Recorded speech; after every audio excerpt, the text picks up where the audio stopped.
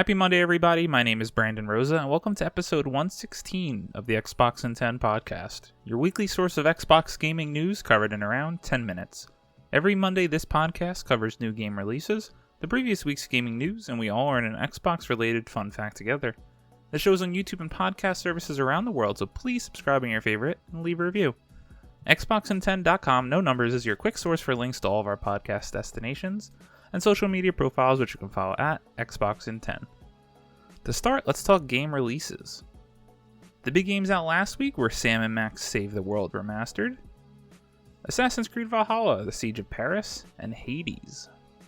The games coming out this week include Madden NFL 22, Pile Up Box by Box, Mayhem Brawler, Mortal Shell The Virtuous Cycle, World Soccer Strikers 91, 12 Minutes, Monster Harvest, The Veil, Shadow of the Crown, Arietta, The Spirits, HOA, and Rims Racing. Now on to last week's news stories, and we have 8 to cover this week. Number 1. Xbox Gamescom 2021 Showtimes have been confirmed.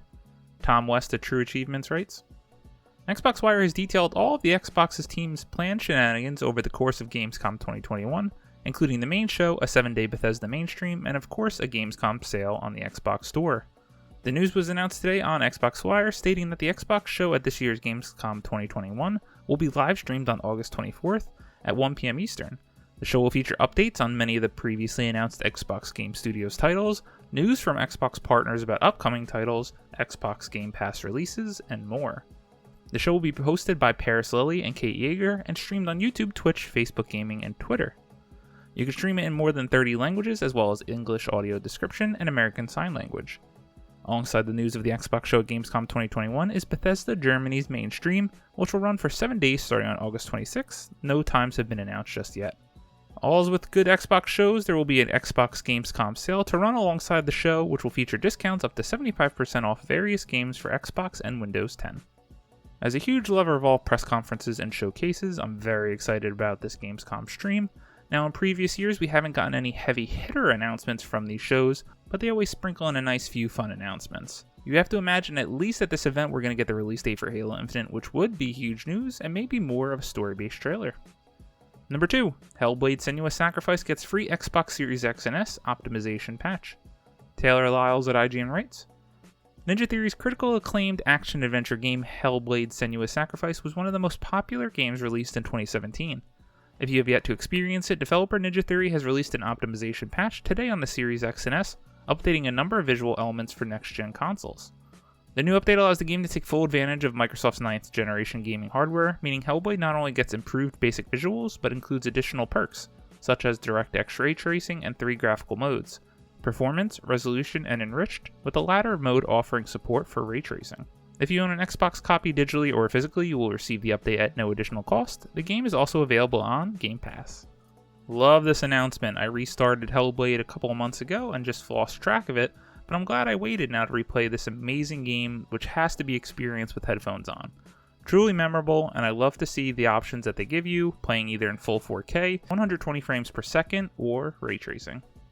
Number 3, Forza Horizon 5 map fully revealed, 50% bigger than previous game. Sean Carey at True Achievements writes, Playground Games has now revealed Forza Horizon 5's map, showing off the game's various biomes, a long-stretching highway, and the huge La Gran Caldera volcano. In a new Forza Horizon 5 Let's Go livestream, the developer detailed Forza Horizon 5's wet season summer map before uploading a high-resolution image to Twitter. The map is 50% bigger than Forza Horizon 4's Britain, and features prominent landmarks such as the La Gran Caldera volcano, which could be seen from anywhere on the map. A stadium in the center, sand dunes out to the west, and a long highway, the longest in any Forza Horizon game, that cuts through the center of the map. Playground Games also shared a few more details about Forza Horizon 5, revealing that much like Forza Horizon 4, there's a moving train that can be found up in the canyon area of the map, Dravatars and civilian traffic will also return, and there will be 6 Forza Horizon event festivals. This map is absolutely ginormous, and I love all the different biomes that you can experience. They uploaded a new gameplay clip that is running on the Series X, and go watch that on your console in full 4K. It is absolutely stunning. Number 4, Xbox console exclusive Stalker 2 runs on Unreal Engine 5. Samuel Tolbert at Windows Central writes, GSC Game World is hard at work on Stalker 2 Heart of Chernobyl, On Wednesday, the team shared a small development update confirming that Stalker 2: Heart of Chernobyl runs on Unreal Engine 5. Earlier in the year, the team shared a gameplay demo at the Xbox and Bethesda Game Showcase, giving players a taste of what survival and camaraderie in the zone looks like, with mutants, hostile humans, and strange anomalies all posing a threat. There's a handful of other games confirmed to use Unreal Engine 5 right now, with Xbox Game Studios developer Ninja Theory using Unreal Engine 5 to develop Senua Saga Hellblade 2. The Coalition, another Xbox studio, has shared Unreal Engine 5 tech demos and is currently rumored to be working on a new IP. Stalker 2: Heart of Chernobyl is currently set to launch on April 22, 2022. It'll be available as a timed console exclusive on the Series X and S and PC. It'll also launch into Xbox Game Pass. This is very exciting. As far as we know, this is going to be the first game running on Unreal Engine 5, and we'll get to experience that new tech on Game Pass. Number 5. Report: Grand Theft Auto Remastered Trilogy is in the works. Wesley LeBlanc at IGN writes, a new report claims that a Grand Theft Auto Remastered Trilogy is on the way for multiple platforms, including the Switch, and is reportedly out this fall. The news comes by way of Kotaku, which reports that it has learned from sources that Rockstar Games is remastering GTA 3, Vice City, and San Andreas, and that each game will be remastered in Unreal Engine. They will feature a mix of new and old graphics, the report reads. According to the report, Rockstar's Scottish branch, Rockstar Dundee, is leading the project and also working with a wider Rockstar company to develop the PlayStation 5 and Series X and S ports of GTA 5 scheduled for later this year. Rumors of such a remastered trilogy haven't been around for years, and they gained even more traction when Rockstar began using DMCA takedowns to remove fan remasters. This could be very cool and is going to be a huge moneymaker hit for Rockstar when they release this trilogy remaster, if it is real, and GTA 5 on next-gen consoles. They are just going to continue to print money off this franchise, and good for them as they're great games. My guilty truth is that I've never completed a full GTA game, but I did have a lot of fond memories of San Andreas, just messing around with all the crazy cheat codes back in the day. Number 6. Diablo 2 Resurrected is getting an open beta on August 20th. Jay Peters at The Verge writes, Blizzard is giving players a couple of chances to try out Diablo 2 Resurrected, a remastered version of one of the studio's most popular titles, ahead of the game's release on September 23rd. According to Blizzard, people who have pre-ordered the game, or the Diablo Primeval Collection, which also comes with Diablo 3, could check out the early access beta from August 13th, 1pm Eastern, to August 17th, 1pm Eastern. Everyone else will be able to play the open beta a week later from August 20th to August 23rd. The betas won't be available for the Switch, but you can play them on PC, Series X and S, Xbox One, PS5, and PS4.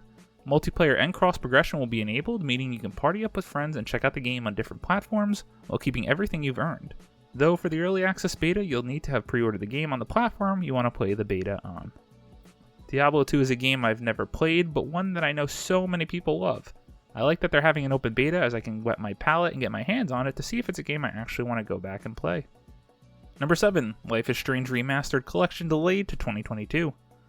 Taylor Lyles at IGN writes, Deck9 announced on Twitter that the official release date for Life is Strange Remastered Collection has been delayed and will now release sometime next year. In the tweet, Deck9 explains that due to the ongoing challenges of the pandemic, they have decided to alleviate any additional pressure on the team and have decided to push back Life is Strange Remastered Collection into 2022. Originally, Life is Strange Remastered Collection was supposed to launch on September 30th on PC, PS4, PS5, Series X and S, Xbox One, and Stadia, with a Switch port coming later date. Tech9 still confirmed that the next installment in the series, Life is Strange True Colors, will still release on September 10th on all the platforms previously announced, and that a new trailer will release this week. Additionally, the game's post-launch content titled Wavelengths will release on September 30th, as both a standalone release and as part of the Deluxe and Ultimate Editions for Life is Strange True Colors. Life is Strange Wavelengths DLC is set 1 year before the events of Life is Strange True Colors and focuses on Steph Gingrich, a supporting character in the base game. As a huge Life is Strange fan, this news is a little disappointing, but the fall is so jam-packed already, and I'm just glad that we're going to get True Colors this fall. And number 8. Back 4 Blood won't have one of Left 4 Dead's most popular modes. Joseph Knoop at IGN writes, Back 4 Blood developer Turtle Rock Studios has confirmed that the game won't include a campaign versus mode, a popular feature from its spiritual predecessor Left 4 Dead. Turtle Rock made the announcement on the Back 4 Blood Discord, first spotted by Eurogamer. Quote, "We do not have plans to have a campaign versus mode at this time," end quote, Turtle Rock said. There's a few distinctions to be made here. Back 4 Blood will feature a versus mode that's smaller in scope, letting two teams duke it out as either cleaners, humans, or the Ridden, zombies, Left 4 Dead's Campaign Versus mode lets players try to make it through a lengthy campaign level as either a human or a zombie, ending at a safe house. Turtle Rock Studios did promote Back 4 Blood's Versus mode in behind-the-scenes footage, but didn't claim it would be identical to Left 4 Dead's. When asked why the feature wasn't in Back 4 Blood, Turtle Rock co-founder and design director Chris Ashton said, quote, "We have a lot of defensive equipment and our specials are good at ambushing. Defending worked far better for our game than running from A to B," end quote.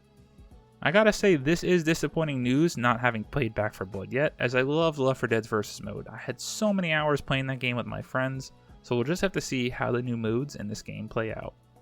As always, we end our show with a fun fact about Xbox, and this one is about what the bots cannot do in Halo Infinite. Credit to Matt Kim at IGN. No, Halo Infinite bots won't teabag you. Halo might not have invented teabagging or the act of crouching over your virtual enemy after killing them, but it certainly popularized it. But according to 343 Industries, Halo Infinite's powerful bots won't gloat by teabagging you during the test flights. Quote, "Bots are primarily a part of Halo Infinite to help players learn and experiment with the multiplayer experience. We want players to feel comfortable making mistakes against bots because making mistakes means you're improving and working on skills you haven't mastered yet. We never want to punish learning, especially not by having bots engage in behaviors that a player could feel is exclusionary," end quote. However, there were reports from the test flight that a bot teabagged a player after killing them. 343 says this was bugged and actually trying to jump on the edge of a ramp. While the clip is pretty funny of the bot in the test flight, it just cracks me up that this news story had to be written at all. Thank you for listening to the Xbox in 10 podcast, your weekly source of Xbox gaming news covered in around 10 minutes. If you like the show, please show your support by subscribing to your favorite podcast service, sharing with your friends, or leaving a review. It helps grow the show in immeasurable ways. This past week, I've continued to play Psychonauts, and I should be finishing up this weekend, and I'm not sure what I'll start next. My name is Brandon Rosa. You can follow me on Xbox at Brosa93. Hope you all have a great week, stay safe, and keep on gaming.